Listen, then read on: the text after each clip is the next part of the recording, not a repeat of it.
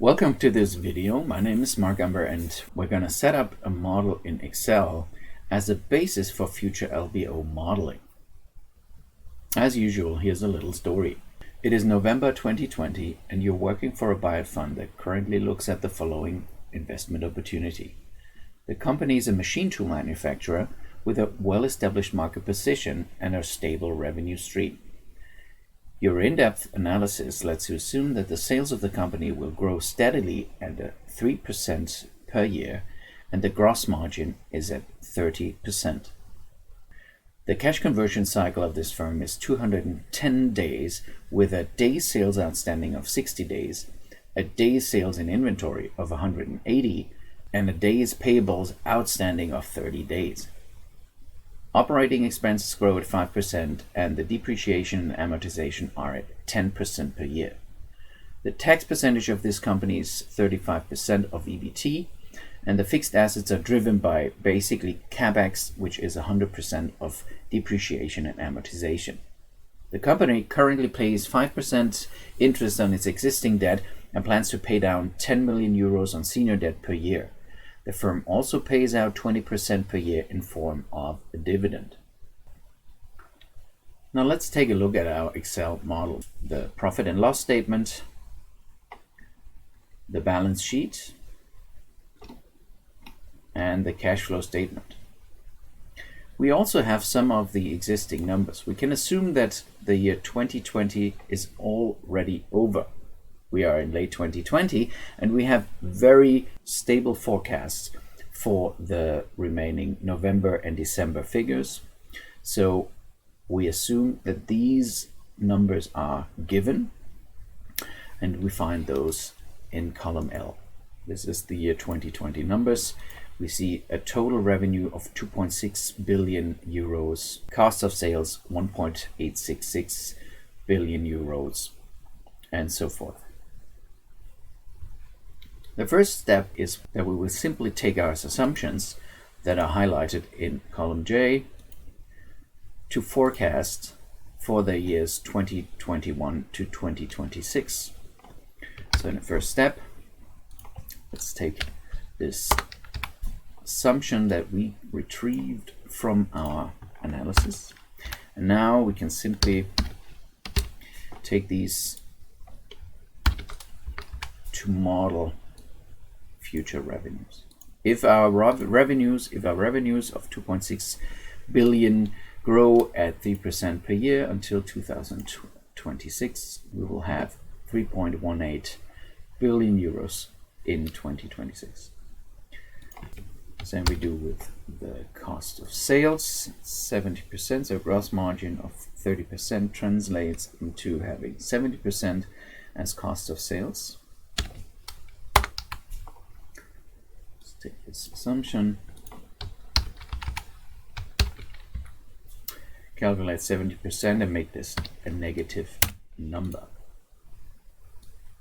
Negative numbers are highlighted with brackets. Now, we also assume that the operating expenses are growing 5% per year. And this is already a bit alarming since we know that the overall revenue of this company only grows at 3%. Now we need to either assess and fix this problem or we walk away from this investment.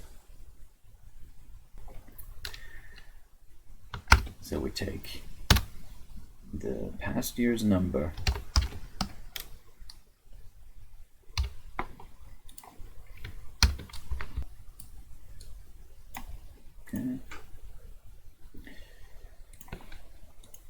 and now we can calculate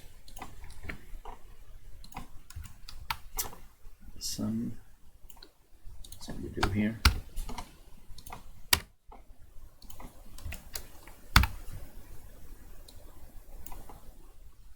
And we can calculate the EBITDA margin.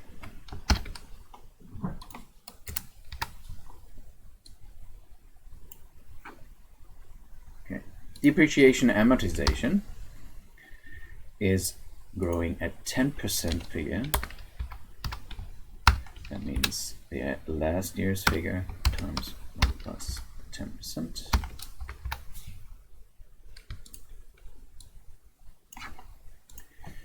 We can calculate the earnings before interest and taxes and the EBIT margin.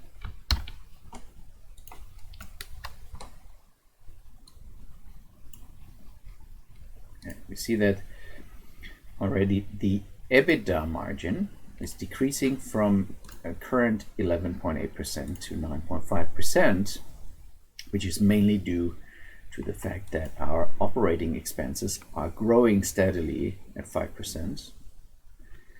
And that this also translates in the EBIT margin decreasing from 8% to 4%. Okay.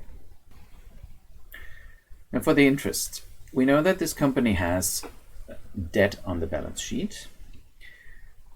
If we scroll down, we see the balance sheet, the liability section, and we see there's current liabilities of 83 million and senior debt of 300 million. We will also maintain a debt schedule to have all the debt very transparent and to see how much interest and how much principal we will pay out. We will put down the numbers in our debt schedule such that we have the beginning of period and the end of period numbers. Knowing that in the end of 2020 we have 83 million in debt, this will also give us the beginning of year, and we will have a debt pay down.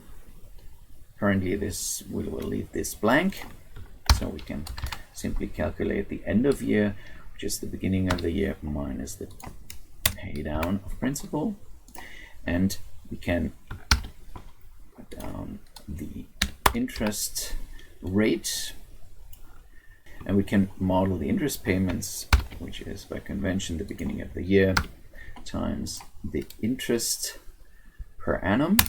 This is 4.1. Now if we don't pay down any of the debt, let's take this no pay down planned. This is short-term liabilities. We're going to use this to refinance our working capital. So we will have a constant interest payments of 4.1. Okay, now we can go on the long-term debt. We plan to pay down 10 every year. This autofill. And we can calculate what's left on the table. Now we can already put in some boundaries. We cannot pay down more debt than we actually have. So this needs to be a positive number once we pay down. If we decide to increase our pay down, we might eventually pay down all the debt. So we introduce this max function. It's either a positive number or 0. Let's test whether this works. Just put in a hypothetical 100. Yes, this works. Let's go back to 10. And we can calculate again our interest payments on the long-term debt, which is 5% times the beginning of the year number. And we can calculate the sum of short-term and long-term interest payments. Let's use the autofill to have our total interest payments, and now we can link these on top into the P&L. Scrolling up, we have the interest payments. This is a negative number. Take our total interest payments minus 19.1. Take the autofill, and we can calculate the earnings before taxes.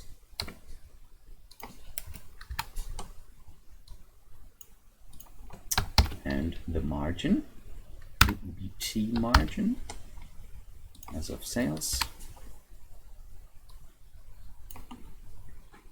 Okay, we know that the corporate tax rate is 35%,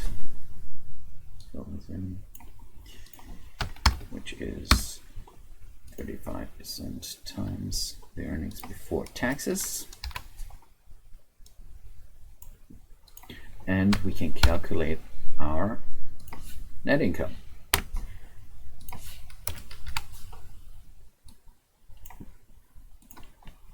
Put this into perspective. Just sales.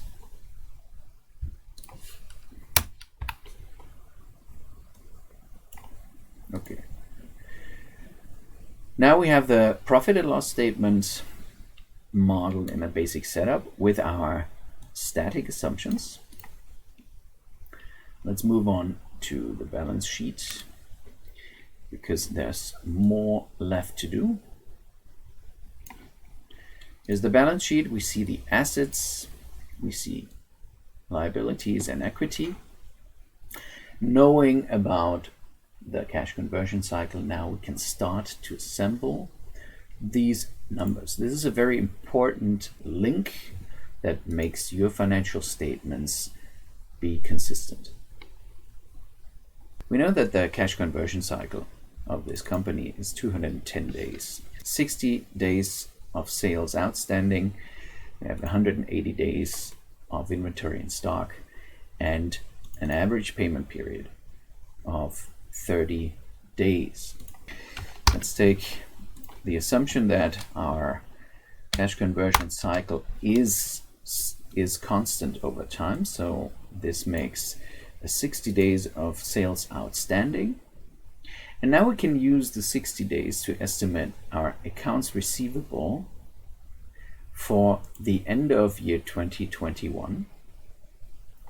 This is simply the days sales outstanding times the revenues in the profit and loss statements divided by 365. Let's take this, DSO times sales divided by 365.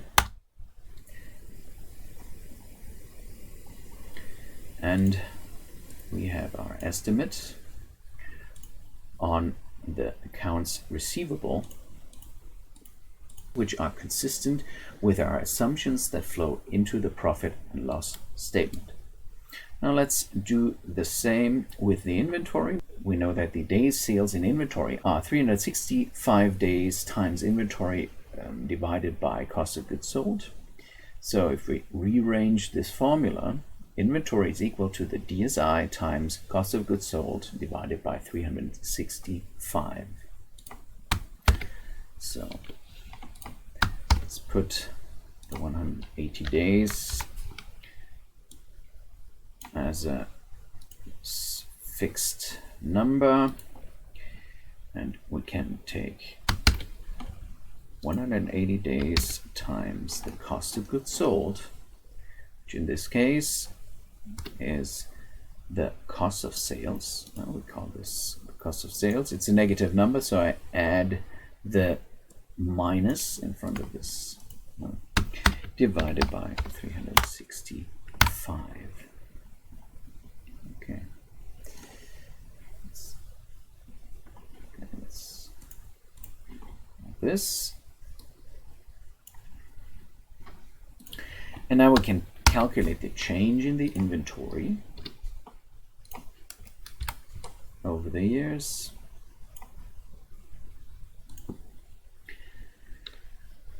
Let's move over to the average payment period, or the days of payments outstanding. Start with the assumption that this is a stable number. And we know that the accounts payable is equal to the DSO times the cost of goods sold minus the change in inventory divided by 365 days. So let's take this. We have 30 days times cost of goods sold. I'm going to go up, and negative number minus And let's call this the increase in the inventory. This is very important. Any increase is binding cash, and cash bound in the inventory is negative. So if this is a cost, since we have a positive number of costs, and we have a positive increase in the inventory from 920 to 948. This has to be minus the negative number of cost of goods sold plus the increase in the change in inventory divided by 365, which gives us 160 million. Let's test whether our formulas are correct. Okay. Now this is a very important step. If you screw up the formulas here with the cash conversion cycle, your financial statements will not be consistent. Now let's further assemble our balance sheet. We have seen the debt schedule further down, so let's use the debt schedule to link the short-term liabilities at this point. Scrolling down to the end of period short-term liabilities. This is 83. Okay. Now we can calculate the overall current liabilities, which is the sum of the accounts payable and the short-term liabilities. Here you always have to be a bit careful not to add these helping line items, such as the average days payment period. Okay. This is the current liabilities. Now let's fill in the long-term liabilities. The debt schedule on the base gives us an end of period for the senior debt of 290.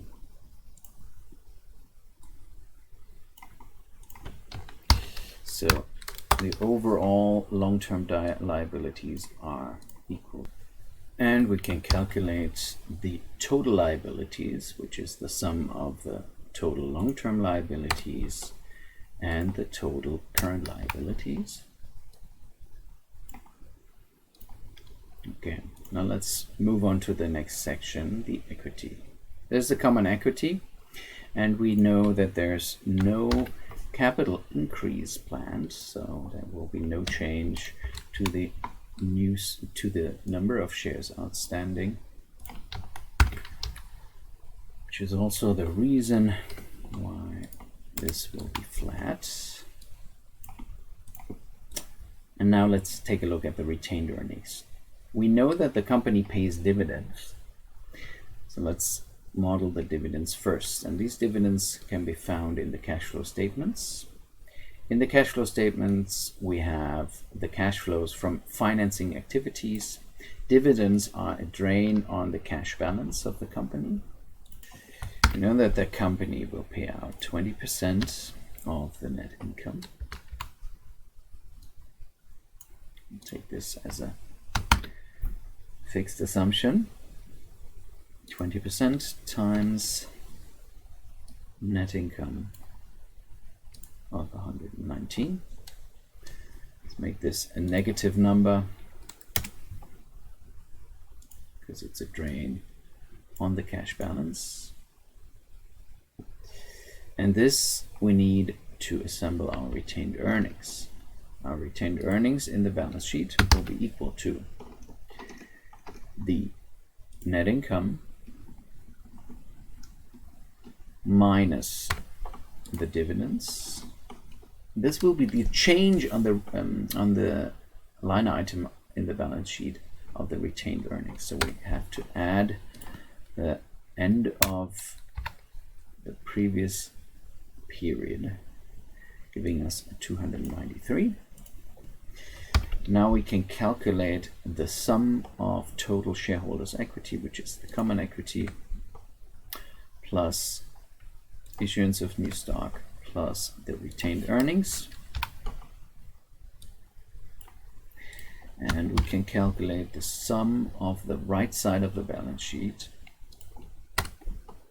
total liabilities, and total equity. And we've assembled our first component of the financial statements. Okay, let's take a look at the cash flow statements. Let's start with the cash flows from operations. Most of these line items are already calculated, so we simply have to link to the respective line items in other financial statements. The first one is net income. This is on the bottom of the profit and loss statement. So we have 119 of net income. Next is depreciation. We add the depreciation because it's a non-cash item, and the depreciation is a negative number in the P&L. Now we add the 110. We also know the increase in the inventory are a drain on our cash. Let's go into the balance sheet. Increase on the inventory is a drain on the cash, which is why we make this a negative number. Okay. Next is the increase in accounts receivable. Accounts receivable. We need to calculate the increase in the accounts receivable.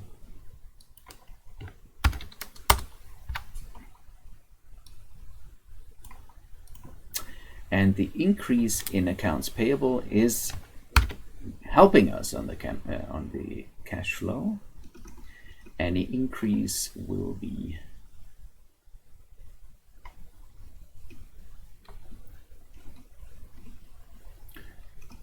any increase in the accounts payable will be good for the cash balance of the company.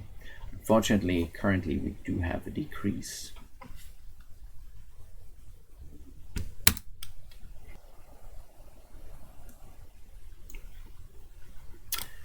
Which switches to becoming an increase in the next couple of years, and an increase in the short-term liabilities. We know that in the short-term liabilities we have little change. That is 83 minus 83, end of year minus end of year in the preceding reporting period. And we can calculate now the sum of the operating cash flow.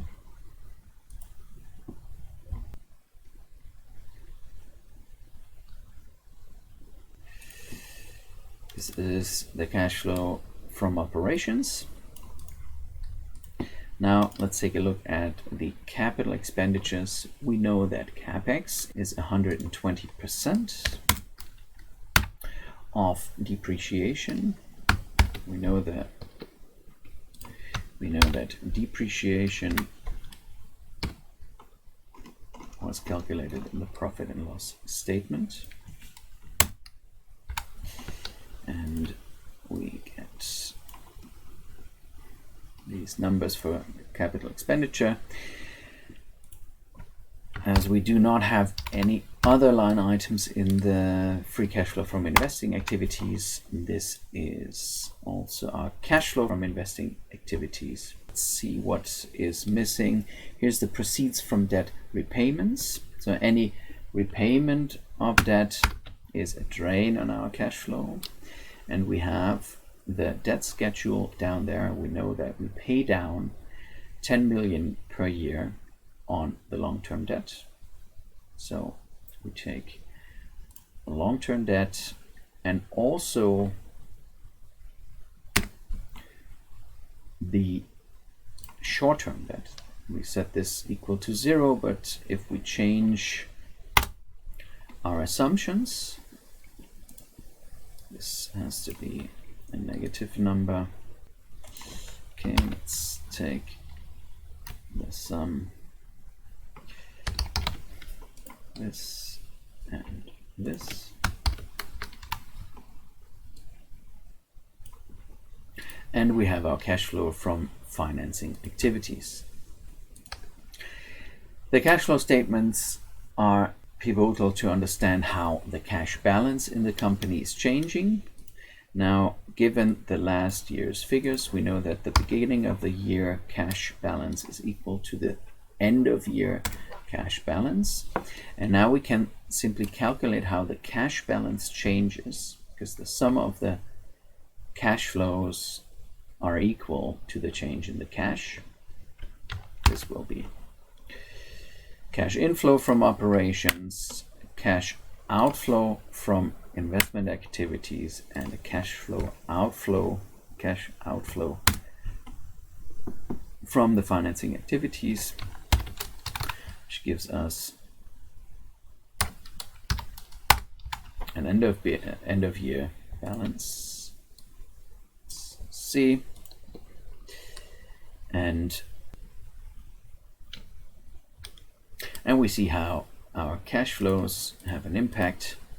And in 2024, we will have an overall decrease in the cash balance.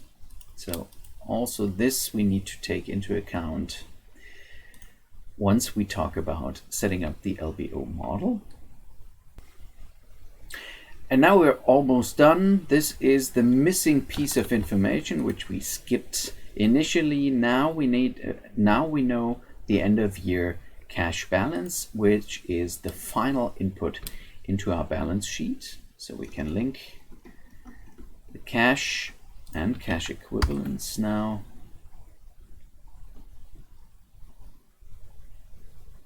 Ending figure. We can calculate the total current assets, which is cash and cash equivalents,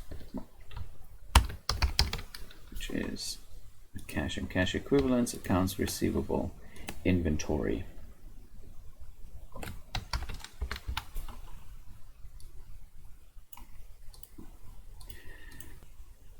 Almost done. We have property, plant, and equipment, and we know that this will decrease by the amount of depreciation and amortization and increase by the amount of capex. So we take the end of year figure, we subtract the depreciation and amortization,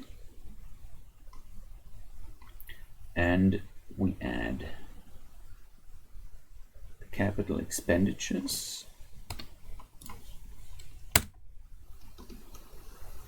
to get our property, plant, and equipment.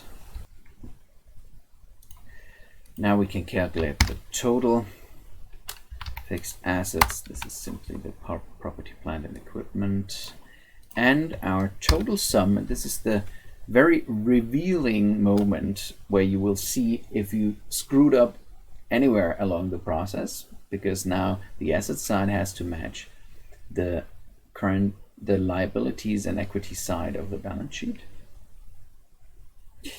So let's see, total current liabilities plus total long-term liabilities. And this has to be exactly equal to our estimate on the other side. If your numbers are not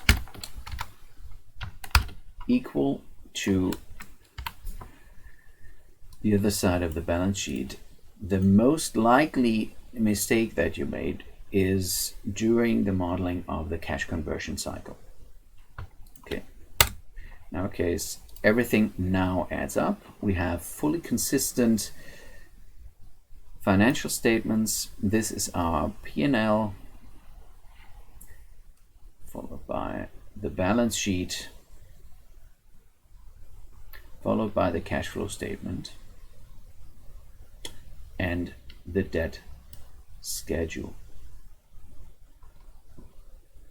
I hope you enjoyed this exercise. Please feel free to leave any comments. Thank you very much.